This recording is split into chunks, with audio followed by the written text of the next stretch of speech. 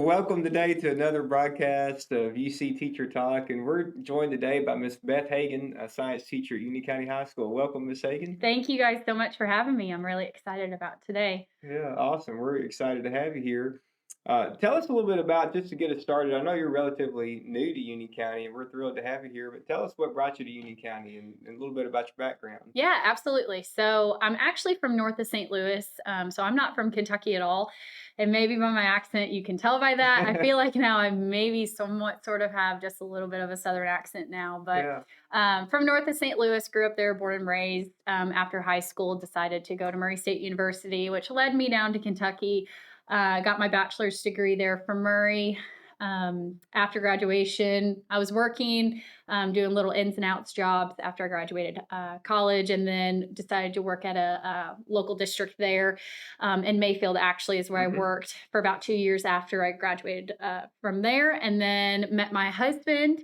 And we did long distance for a while. So I was living in Murray. And so we were doing the 2 hour drive back and forth every weekend. And it just became a lot. And so then we decided that it was time for me to move here. And yeah, that's kind of how my journey started here, because he farms and kind of can't really pick up a farm and go anywhere else. So it was me coming here. So, but I love it. I'm really, really excited to be here at this district. Yeah, well, we're excited to have you here. That's cool. That's a cool background. We actually have some personal connections in your back because I have a brother who lives in St. Louis. Oh, very nice. My parents used to live in Mayfield, so oh, wow, that's where they lived when I was born. Actually. Wow. So yeah, small connections. I that's lived awesome. in Mayfield for about 10 days and then moved to Union County. Wow, so, that's awesome. Yeah. I did not know that about you. Yeah. I'm glad that we're doing this. Pretty cool. Yeah.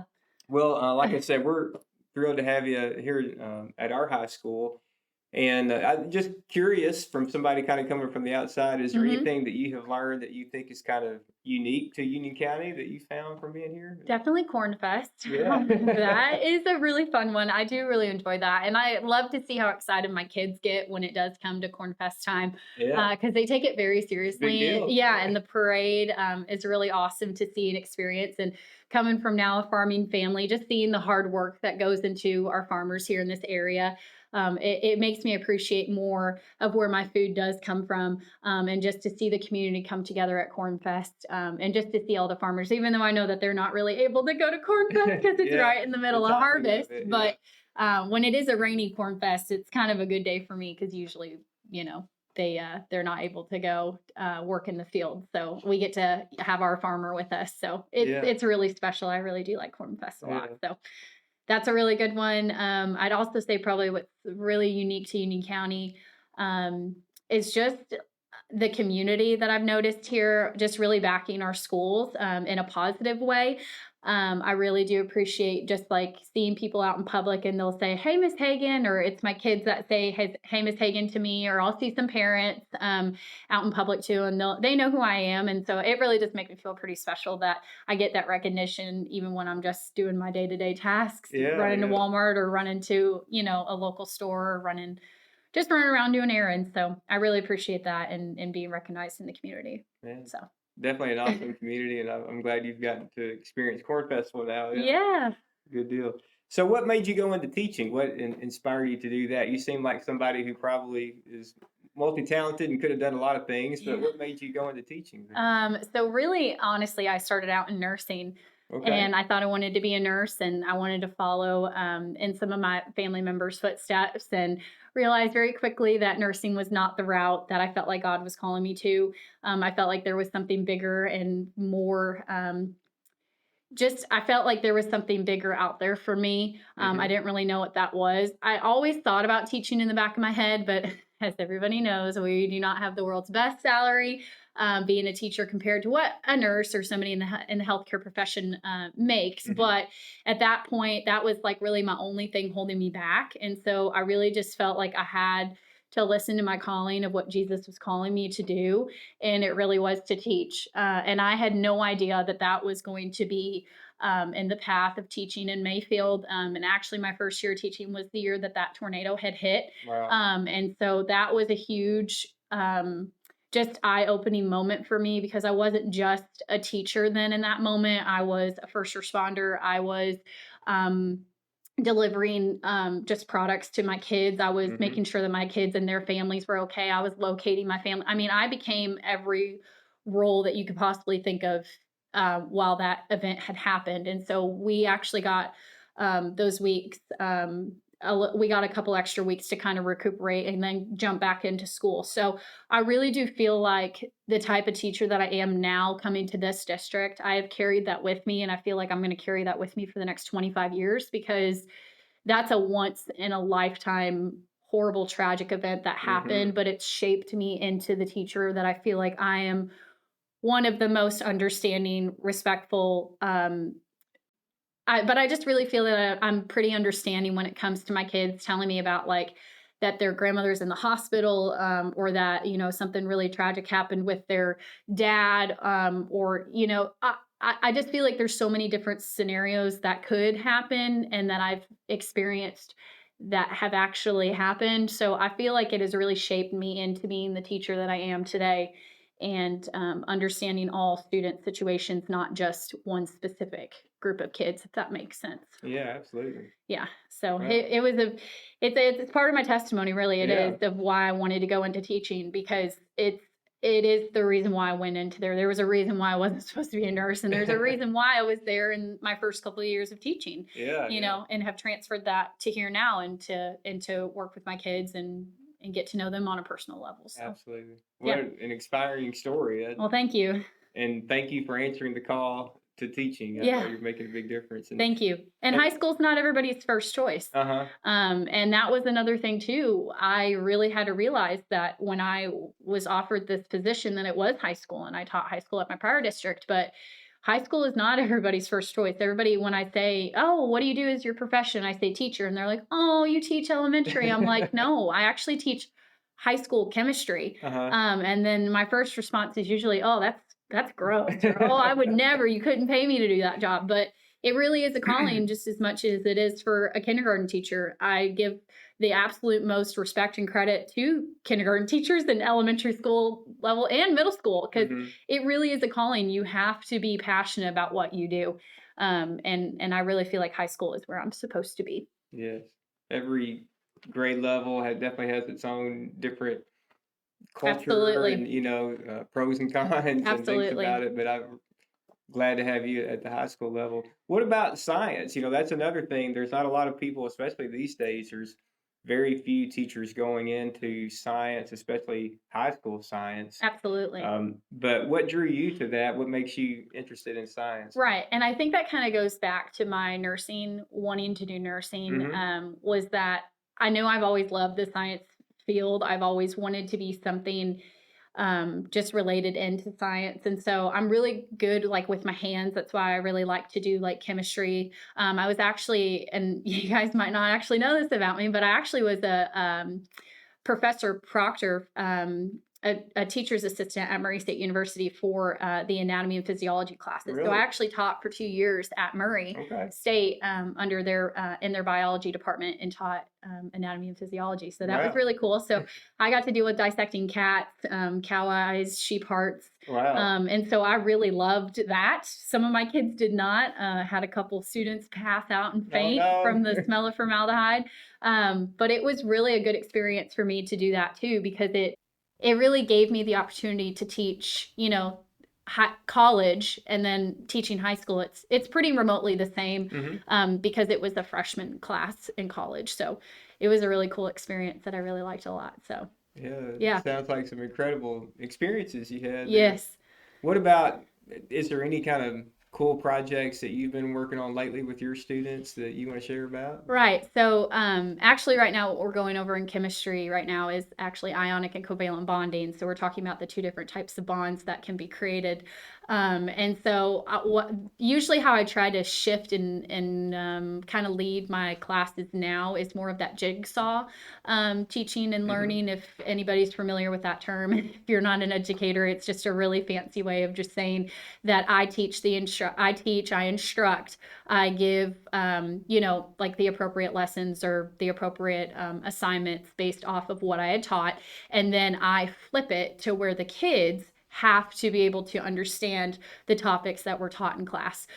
So it's kind of flipped on them to where they're actually about to get introduced tomorrow, that they're going to do a project-based learning, to where they have to take the assignment that I've already taught, and they have to teach it to their classmates. Okay. Yeah, so it's exciting for me. I really enjoy doing it because it also validates what I have taught in class, that they are comprehending what I'm teaching. It's not just let's do a worksheet, let me just put my name on it, and then maybe Miss Hagan will check it, which I do check it, but it also just validates like that they are understanding what they are doing, the process that I have taught. Right. So they can do anything from, and I kind of put limitations on it, but they can't do like a Book It or like a Gem Kit, and those are just review games.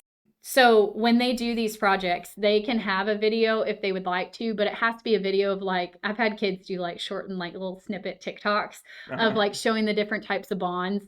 I've had a group of kids one time, they did like a Katy Perry song. And so they did it to like related to ionic bonding and covalent bonds. So yeah, so it kind of adds that spin. They actually have the option to do a podcast like this, just an audio podcast. And so it kind of creates kind of a less stress of a situation, because I understand not everybody's wanting to stand up there and do a presentation for, the time limit that I say. I think it's usually like about 8 minutes with their group, but I kind of provide a little bit of flexibility and availability for them to kind of do what their group would like to do. If you want to do a Google slide presentation, more power to you. But if you feel like you're more of like, man, we should make a video, or we should have like a 3D model. I actually had a kid, and it was really cool to see in our last group, or our last project that we just did.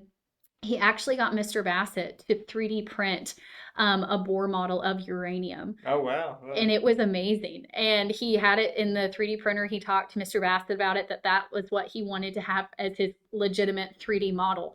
And so I have it in my desk. I should have brought it today, but it's really awesome. And it has the amount of electrons that are floating around the nucleus. And it's awesome. It's so cool. And I was so proud of him when him and his group brought that to me and presented it I'm to sure me. that's so much more powerful way of learning than just doing a worksheet or something like that. Absolutely. And the fact that he brought it up to another teacher too, that was his group's idea, was to, how can we incorporate Mr. Bassett's class in the 3D printer of the resources that we have? Yeah, he was making those connections. Absolutely. Yeah. So it really makes me proud to know that my kids are thinking outside the box and having a higher learning. Yeah. So. Good deal. Well, good for you for doing that, because when you're teaching somebody else, that's when you're really learning, and so they'll remember that all their lives probably. Absolutely. So, good stuff. So speaking of science, I know I've seen out in your hallway you have a scientist of the month that you feature out, by your door. Just curious, is there someone you consider to be your favorite scientist? Yeah, Marie Curie is probably one of my favorites that I can think of on the top of my head. But I really just want to make sure that all my kids know that you can be really anything that you want to be. Don't let anything ever hold you back. And that's part of her background of why she became a scientist, was kind of her childhood and her background. So I really just want to push that to all my kids, and to anybody that's listening, if you're an adult, or if you are one of my students, that you can be whatever that you want to be. And don't let anybody stop you just because of your background. So yeah, for sure. Awesome. I heard that Mr. Embry played a joke on it the other day and put his picture as a scientist of the month. Mr. Embry, bless him. He wishes he could be scientist of the month. Maybe he's discovered something that I don't know about. Great aspirations. That's good. He does. So here's to you, Mr. Embry. You can be anything that you want to be. If you want to be my scientist of the month, then the moon is the limit. So. There you go. Also, I know you like to have fun. Another thing I've seen you do out in the hallway, anytime I go down the hallways of UCHS during the school day, there's always music playing, and we have you to thank for that. You have a little speaker that you put outside your door. Absolutely. Play during the class changes. So was there anything that was that just an idea you had, or did somebody ask you to do that, or how did that come to be? Yeah, so I try to create a welcoming environment, not just to my students, but I've actually noticed that it's impacting the kids that I don't even have in class. I've had a lot of really positive notes that kids have written to me for, Thankful Thursday, or that they've written to me during Thanksgiving or Christmas time, that some of the organizations within the high school write to their favorite teachers of things that they like about them. And so it's really special to see that I get some thank you notes from my kids that I've never even had. But I really just want to tie it back to, I believe that it is all about the relationships with the kids. And I actually had a professor in college, Dr. Miguel Gomez, who pushes that 100%. And that's one of the biggest reasons why I also went into education, was because of his passion for teaching. So this really goes out to Mr. Gomez, or Dr. Gomez, to thank him for that, because he is part of the reason why I do push my music in the hallways. And it's a culture thing too. I realize that we live in Union County, so there are different demographics here. But I also want to make sure that I'm not just playing straight country music. I try to also play, some other popular names of artists that some other students like. So I try to push it and kind of gauge the systems. It's funny because right at 8 a.m., nobody wants to listen to, the cha-cha slide right at 8 a.m. They're more of like just trying to ease into the morning. So you got to know your crowd, just like you're a DJ. So some of the kids call me DJ Hagan. So it's funny. So yeah, DJ they're Hagan. It's really nice to see, and they'll get a little laugh and a little smirk when they see me play like St. Patrick's Day music, or it's kind of hard to find Thanksgiving music, but we play Christmas music at Christmas time, and so it just really lightens the mood, I feel like, of the overall school and the atmosphere. So that's what I really try to incorporate into my classroom as well. It's just a welcoming environment. So. Do you take requests from students? I do. Actually, I take requests from teachers because some of the student requests are not appropriate. You never know. Yeah. So we and even the clean versions are a little out there. So I try to limit. I don't take student requests unless I've listened prior to it, and then I'm like, okay, this is actually fine. But yeah, usually it's just a teacher request. So, Mr. Nikolai, I'm still gonna listen. I'm still gonna play the song that you requested back in November. I just haven't had the chance to open it up. He called me out the other day and was like, I haven't heard this song that I requested several months ago. And I was like, I'll get to it and add it to my list. I'm a little busy right now. I've got a couple other things too. So, Mr. Nikolai, this goes out to you. I will play your song here soon. Yeah. Good deal. Well, what are some things outside of the classroom? What are some things you like to do for fun? Yeah, so this year has been wild because my husband and I got married. We have our son who's about to turn 11 months old. Wow. So, and Miss Hagan's crazy enough, or I'm crazy enough to start a small business. So I have started that. I've started a charcuterie company. And so just trying to ramp up and get all of those three things in the past year. And then I actually graduated with my master's last December. So it has been a crazy, wild, like whirlwind of things going on. But I mean, I just feel like I thrive in chaos. So why not just add more to my plate? So I would just say spending time with my family, spending time with my husband and my son, and also doing my charcuterie company now, which is amazing. I've been so blessed, and I'm so thankful to start that and to also follow that calling that I feel like I have. And I'm more incredibly blessed than I could ever be. I would also say I love to garden with my husband. We just got some chickens, so we're trying to keep those alive, which is a whole other adding to the chaos thing. Let's just add chickens into it. I really do love to travel. My goal is to also see my family a little bit more, as now things are starting to kind of slow down, but not really. So try to get back up to St. Louis, and my brother and my sister-in-law are about to have a baby, their first baby. So I hope I can make my way up there and see their little baby. So I would just say travel and spending time with my family, and staying busy, because that's what I thrive on. Yeah, it's just chaos. Sounds like you are busy, but an exciting time in your life. Absolutely. You've got a lot of great things going on right now. Absolutely. Like I said earlier, we're just so glad to have you here in Union County, and hope you stay here for the rest of your career and keep doing great things. So just to kind of start wrapping it up a little bit, you've mentioned several times about how you really feel called to be a teacher. Is there any certain moment that stands out to you? I know you mentioned earlier about the tornado relief, and maybe that's it. But was it that moment, or maybe any other moments where you've been able to step back and say, I made the right decision. This is why I was called to do this. Yeah, man. I mean, I don't know how you can really top that one, because it really is such a monumental moment in my life. But I will say also, like my first year, I think one of the sweetest moments is that my first year kids at Mayfield are actually seniors right now. Uh-huh. And so it's a really sweet moment for me because they've grown over the last 4 years, but also my first year here of kiddos are now seniors. And so just to have that sweet little moment to know, hey, they've made it, and that they're about to do amazing things into this world. And I know each and every single one of them are going to do outstanding things, and I wish them all but nothing but the best. So just to see the way that they've grown up, even though I've only been here for a couple of years at Union County, but just to see the growth already within a year, it's amazing. And I really think that Union County should be ready because these kids are going to do amazing things. I mean, anything from world champions of wrestlers to Uh-huh. our first student here at Union County High School that has made a college level fishing team. Yes. I Uh-huh. think that is phenomenal, and we're breaking records left and right. So I just want to just say to all of my kids and all of my parents, and even if I've never even had your kids, just to continue to believe in them and just push them to their fullest potential because they've got it. You just have to bring it out in them. So just to continue to show them that they are absolutely amazing and that they can do anything that they put their minds to. So. Awesome. Well, hey, thank you for the work you're doing, Miss Hagan. Thank You're doing you. awesome things and uh, great things coming out of all your work. So thank you very much. And Thank you guys so much for having me today. thank you, and thank everybody for joining us. And we'll see you next time on UC Teacher Talk.